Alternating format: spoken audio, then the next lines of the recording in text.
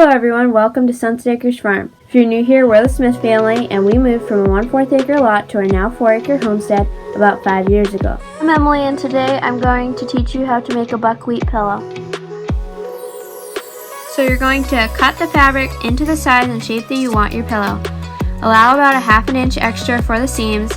Our fabric was 20 by 24 when we originally cut it, and then we decided to cut it in half to 20 by 12 inches. I think that's a better size for the amount of buckwheat that we put into this pillow.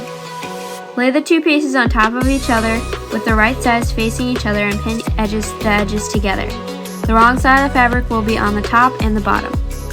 Sew the 3 sides and half of the remaining side, leaving an opening to fill with the buckwheat hulls and herbs.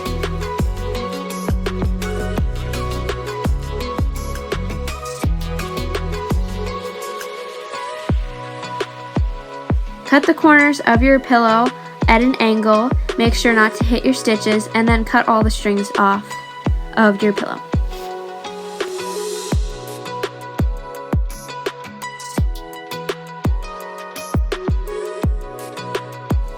Then you're going to turn it inside out. So next you're going to roll the seams by literally making sure that the seams are basically rolled out and make sure that they're not puckered, and you can almost see your stitches.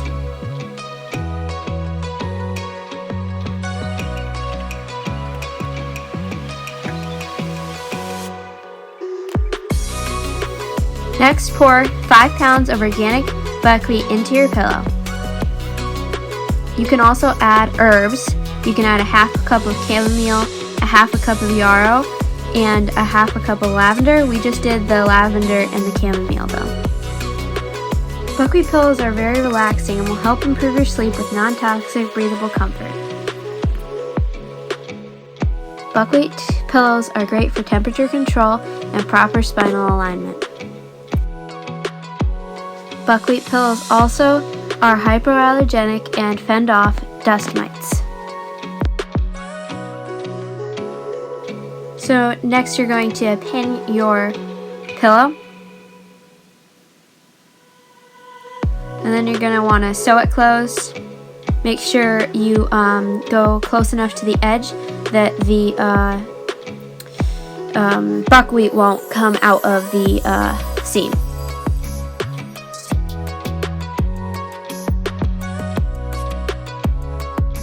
And then cut all your strings off. Do not cut the corners this time. That's just on the inside of your pillow.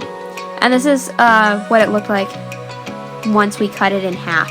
So I did decide to cut it in half because it was huge, and I'm like, this is not enough buckwheat for this pillow. So we decided to cut it in half, and I just pinned it and sewed it and everything, and then that's all you need to know. Thanks for watching. Please subscribe and like. And blessings from Sunset Acres Farm.